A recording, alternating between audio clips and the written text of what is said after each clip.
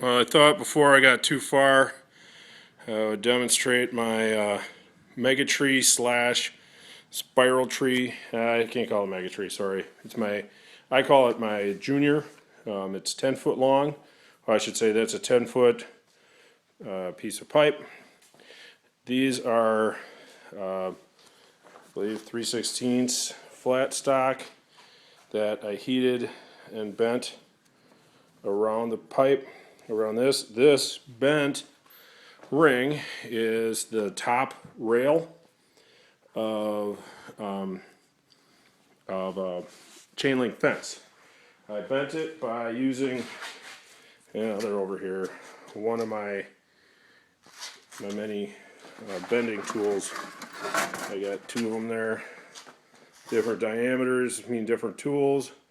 I strapped those down to a workbench I got, and it is simple to bend the pipe. Hardest part is joining the pipe together once you got them bent. That took a little bit of brute force. Probably could have done that differently somehow, but it was my first try.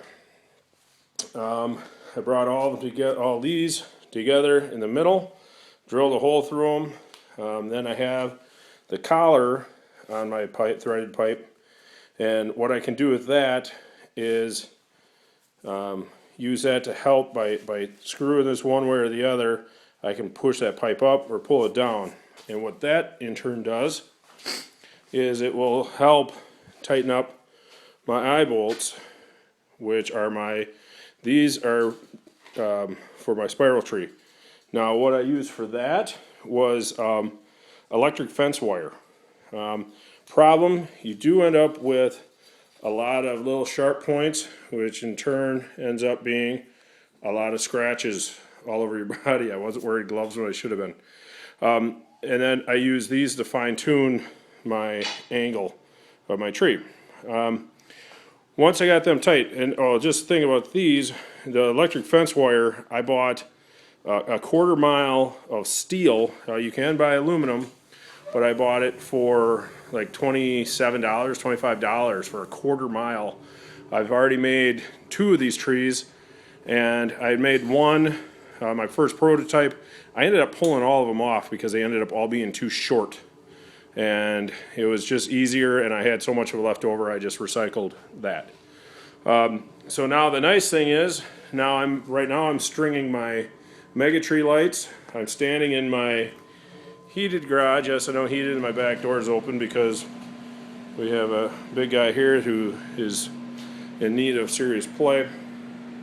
But what I've done is I go I'm putting my lights on, and then I'm just able to turn so I can stand in one spot and put them on. Now, once these are done, this whole thing probably weighs over 100 pounds, and I end up putting a globe on the top. But I have a cart, a little 4-wheeled cart that I set this end on. I'm going to block it on there this time. The last tree I put out there I didn't. And then I just roll it out. I open up my garage door, I roll it out into the front yard and stand it up. Now, I already have one completed and out here. And it went up really quite easily. Everything seems to be nice and tight. I didn't have to go up and down a ladder. All my wires, you can see my spiral and then my mega, and all this keeps it pretty nice. It's really pretty tight. It does kind of cone. It's a little narrow at the top and cones out a little bit. It's kind of hard to see in that light. But my biggest adjustment I'm doing is this one did not have the collar on the bottom, so it was a lot harder to adjust the tension. And I am going to actually put a block of wood under that, on that bolt, to hold it up higher. I think it's pretty low, and it will help me level it out. How I've anchored it, I just used rebar, and then I zip tied my legs right to that. And again, I think it's too short. Last year I had a lot of snow. As you can see, it's pretty early, and it's just after 12 o'clock here in Wisconsin, and I'm already totally in the shade.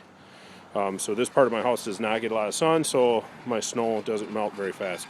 So, and then let's say that's my my how to make my spiral slash mega, or my regular pied, straight up and down, I don't know what you want to call it, mega tree.